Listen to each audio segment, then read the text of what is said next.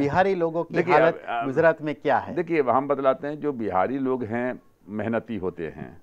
आप जानते हैं वो हार्ड से हार्ड जो परिस्थिति होती है, नागालैंड में भी जाइएगा तो आपको बिहारी लोग मिल जाएंगे, बॉम्बे में भी जाइएगा जहाँ रोज अटैक होता है एमएनएस का, राज ठाकरे का। तो इसलिए बिहार के लोग जहाँ कहीं भी हैं वो अपने एडजस्ट कर जाते हैं, कंफर्टेबल क्या कहते हैं रहते हैं, वो मेहनत करते हैं और मेहनत की रोटी की कमाई खाते हैं। नहीं, आप जब बिहारी लोग जो गुजरात में बसे वो जब आपको मिलते हैं तो क्या कहते हैं, क्या गुजरात की हालत क्या है और वो गुजरात से क्या चाहते हैं या आप गुजरात से क्या चाहते हैं? नहीं देखिए, बिहार का जो बिहार के लोग हैं, हमने पर्टिकुलर कभी हमने ऐसा कोशिश नहीं किया कि बिहार के, चूंकि हमारे यहाँ क्या कहते हैं, हमारा एक पार्टी है तो पार्टी तो एक परिवार के समान होता है, तो उसमें माते जितना बिहारी हैं उतना ही कहते, उससे ज़्यादा गुजराती हैं, सारा चीज़ है। तो हमने कभी इस लाइन पर कभी किसी से पूछा ही नहीं कि आप यहाँ सुरक्षित हो कि नहीं हो। हाँ, किसी को ग्रीवांसेस होता है तो निश्चित रूप से पहुँच जाता है तो हम लोग जहाँ तक होता है उसका जगह कहते हैं कि इशूज़ को उठा करके उसको मदद करने की कोशिश करते हैं। लेकिन ईमानदारी की बात है कि हमने कभी इस लाइन पर किसी से नहीं पूछा कि आप बिहारी हो इसलिए यहाँ सुरक्षित हो कि नहीं हो। महाराष्ट्र के कंपैरिजन में तो अच्छा है कि नहीं यहाँ हाँ, पे? महाराष्ट्र के कंपैरिजन में तो दूसरा हर राज्य में अच्छा है। महाराष्ट्र में भी देखिए, महाराष्ट्र का जो कल्चर है बहुत ही रिच कल्चर है, बहुत ही क्या कहते हैं कि शानदार कल्चर है। वो तो कुछ लोग अपना वोट के लिए, चूँकि नरेंद्र मोदी ये वहाँ राज ठाकरे हैं या शिवसेना है तो उसको खाली मराठी नॉन मराठी, जैसे यहाँ हिंदू मुसलमान के नाम पर कार्ड चलता है तो वहाँ मराठी नॉन मराठी के नाम पर कार्ड खेलते हैं। आपको याद है कि कभी एक समय में गुजरात इसलिए अलग हुआ था कि गुजराती और महाराष्ट्री का इन लोगों ने नारा लगा दिया था, फिर साउथ इंडियन का नारा लगाया, तो इसलिए वहाँ का सिचुएशन अलग है। आप मानते हैं कि गुजरात का इस इलेक्शन नेक्स्ट 214 में जो पार्लियामेंट का इलेक्शन है उसका सेमीफाइनल है?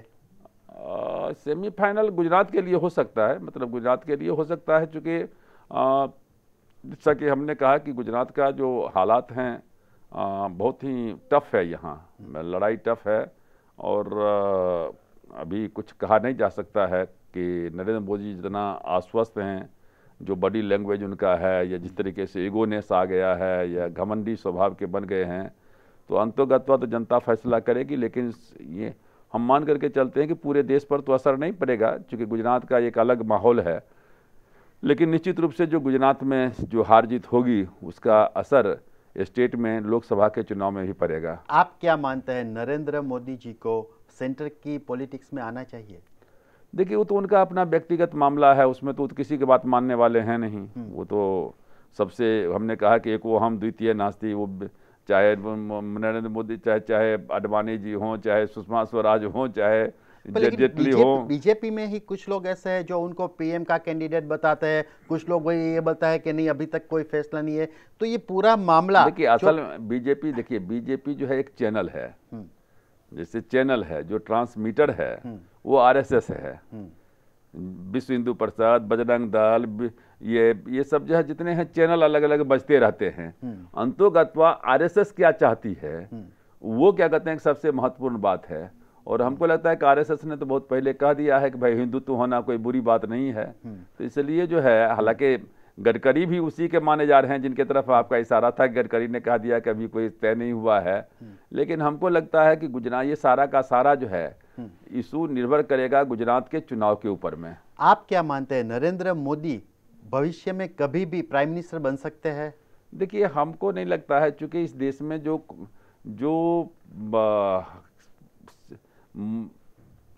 अटल बिहारी वाजपेयी जी को लोगों ने इसलिए स्वीकार कर लिया कि उनका एक जो फेस था सेकुलर फेस था।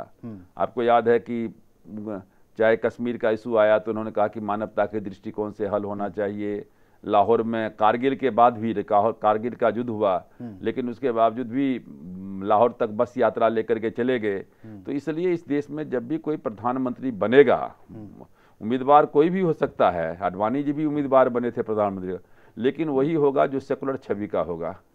गुजरात और बिहार के बीच लंबे समय से एक जो कंपटीशन मानो या कंपैरिजन मानो तो चलती रहती है। आप दोनों स्टेट को किस नज़र से देखते हैं? दोनों स्टेट में कौन आगे है? नहीं, कुछ नहीं, उस दोनों स्टेट में गुजरात आगे है। क्योंकि बिहार में क्या है ना कि देखिए ग्रोथ जो होता है, जैसे आपका यदि मानते हैं कि 100% आपका ग्रोथ है तो उस 100% ग्रोथ में यदि 2% ग्रोथ होता है तो वो 2% माना जाता है, 102 हुआ।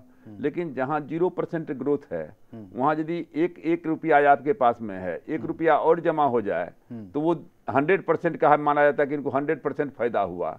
लेकिन यदि 1 रुपया यदि गुजरात में आएगा तो उसको 1% माना जाता है। इसलिए बिहार का तुलना गुजरात से क्या कहते हैं कि नहीं हो सकता है।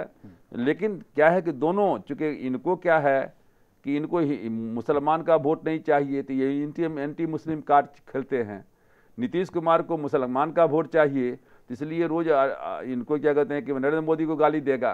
तो इसलिए दोनों की अपनी राजनीति है, ना वो बीजेपी को छोड़ने वाला है और ना ये क्या कहते हैं कि वहाँ दूसरा लाइन लेने वाले तो हैं। नीतीश कुमार भी अपने आप को कहीं पे प्राइम मिनिस्टर का कैंडिडेट समझते हैं, मानो तीसरा मोर्चा हो जाए या और कुछ सांठगांठ बना के वो प्राइम मिनिस्टर बन सकते हैं। तीसरा मोर्चा का कोई भविष्य नहीं है और ना जो है नीतीश कुमार का कोई भविष्य है। अपने वो अभी देख रहे हैं कि बिहार में जिस तरीके से करीब 1 महीना के अंदर में 150 से अधिक लोग जहरीली शराब पीने से मर गए हैं।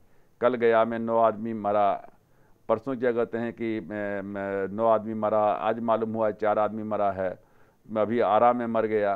तो इसलिए जो है ऐसे जो हमने कहा कि जो एनडीए है, खास करके जहाँ बीजेपी है, तो एनडीए की जो जहाँ सरकार होती है वो प्रेस को मैनेज करने में बहुत बहादुर होता है।